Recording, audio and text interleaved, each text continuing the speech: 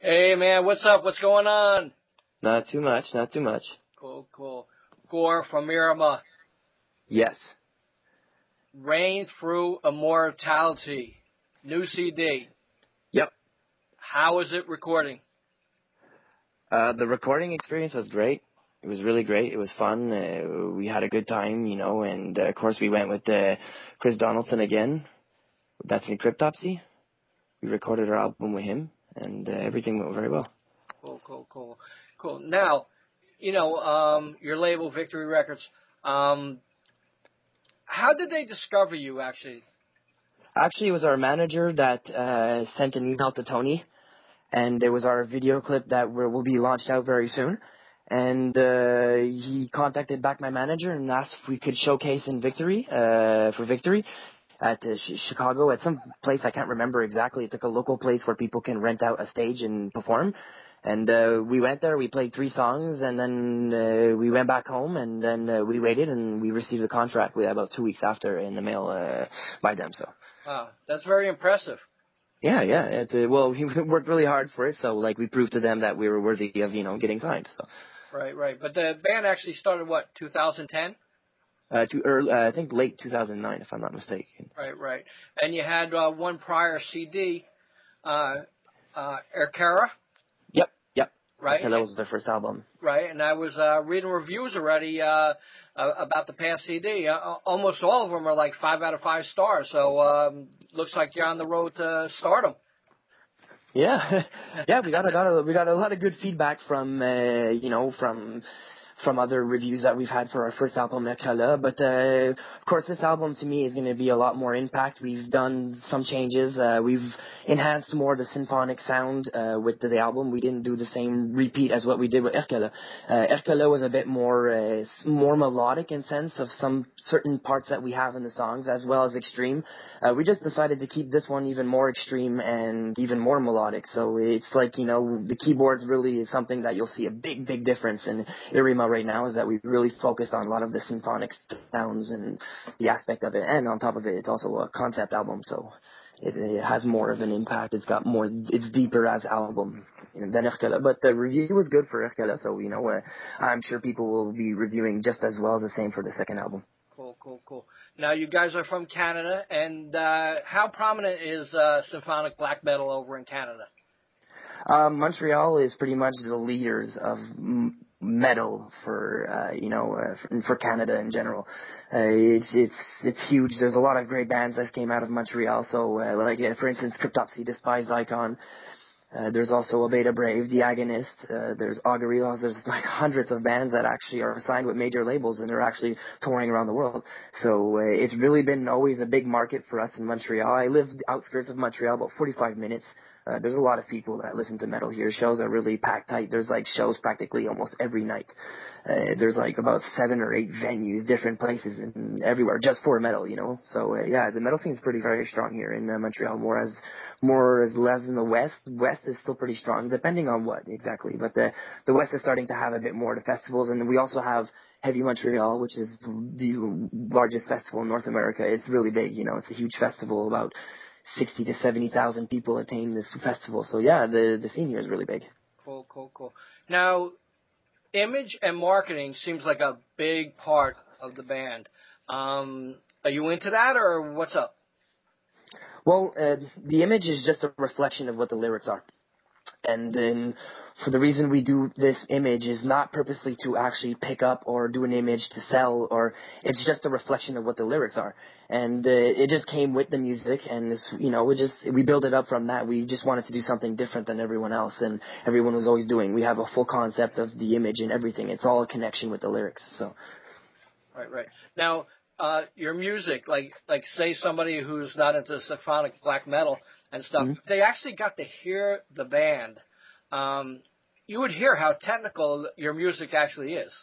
Yeah, it's very extreme. It's a lot of endurance, especially for the drumming, I would say. Oh The yeah. drummer, yeah, and a lot of people will say that right away as a drummer. Wow, when he really blast beats and everything, it's like, yeah, it's a lot of work and time, but like we practice a lot. We always have to keep in shape for this. We play actively a lot in order to maintain the this upbeat tempo stuff. So yeah, it's extreme, but I don't think it disappoints any other black metal fan. So I think they just respond. They would respond very well to it. It's different. It's different. So Right, right. Now with black metal, does everything have to pertain to like evil stuff and stuff like that?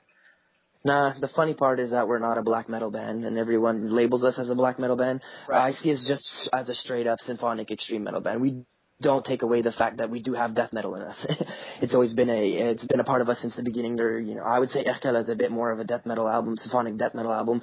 As of this one, we kind of incorporated a bit more of black metal per se, and we just wanted to really work a lot more with that sound and mix the both. So it's complicated. I would say we're pretty much as a symphonic extreme metal band, as in fact we're not like really a black metal band. So Now, so you believe in a heaven and hell?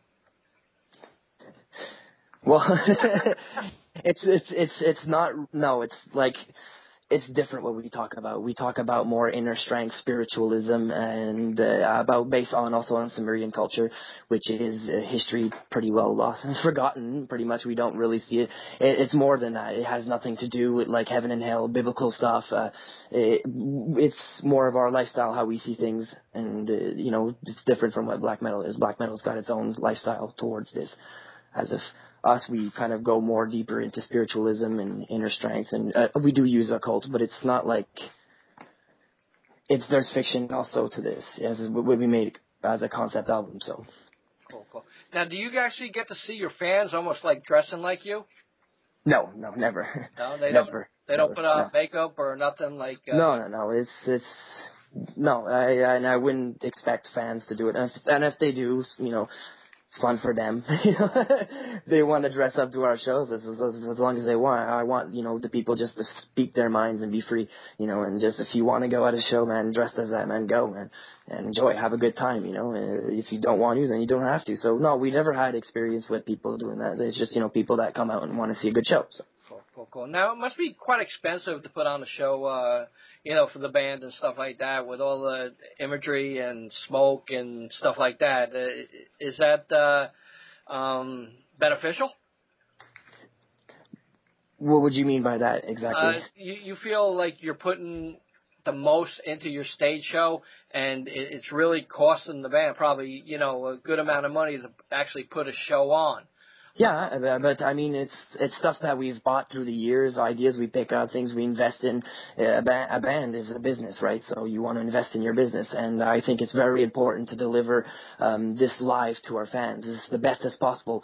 The future in music, anyways, is with touring. So I mean, when we want to tour, we're like, we want to give our fans the best as possible and the most visual show as well, just not a metal show, they see Right. a visual show and there's a whole idea and there's a whole concept, that we stick to.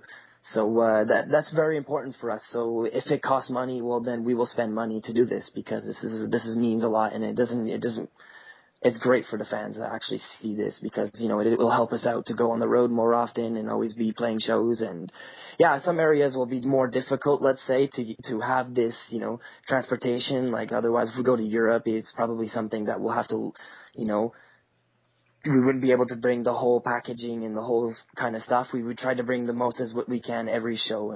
We want our shows to be very visual for our fans.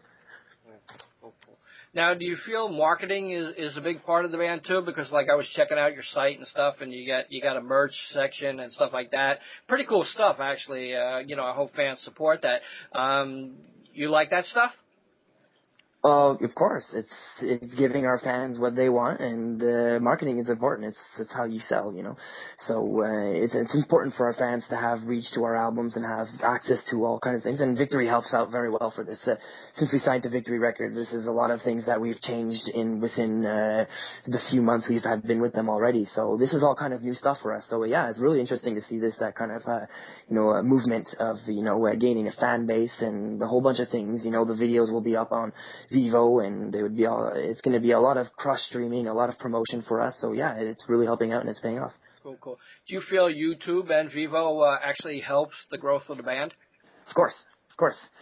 Any kind of source of internet sources, it's just getting the word out. As long as you get your word out, the more people you can reach out, the more you can find that will be interested in you and follow, you know. Right. So the more you have as views is just me saying that, 4 million people had access of seeing your video clip around the world. Per se, there's, let's say 20,000 that follow the band and like the band, that's 20,000. So it's very important. I find that is, I think it's a really good source for, bands, and helps them out a lot. Cool, cool. Now, I never got to see the band live, so if I was coming to see you, what can I expect? A fucking killer show.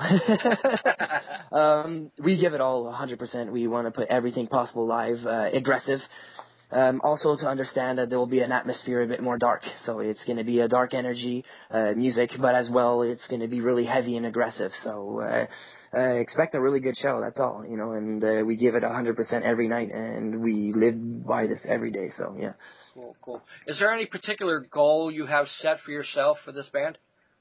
To go in areas that we've never been before, to tour the world, to see everything, and, just play music. I've been dreaming of this since I was a kid, so this is what I'm finally doing right now. So I would just expect the band, of course, to go further as far as possible. Cool, cool. And what kind of music did you listen to when you were a kid? Anything that was pretty much heavy. I was into all kinds of extreme music. I wasn't really just narrow on black metal and death metal and certain. I could listen also to classical metal. That's something else that I like. A bit more like classical music even. A lot of symphonic stuff. I like that a lot too. Doom. I listened to everything pretty much when I was a kid. So it's it's just a reflection of who I am as what I like in music. So. Cool. You have anything else you want to talk about before we end?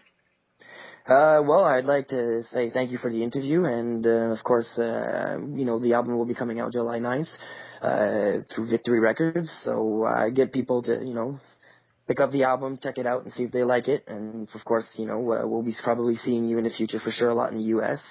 We're working on touring right now. We just got settled with the booking agent to go a lot more in the U.S. We're trying to work out, because it's different for us since we're from Canada and we have to go to the U.S. We have to get working visas and a whole bunch of things done in advance. We're all working on this.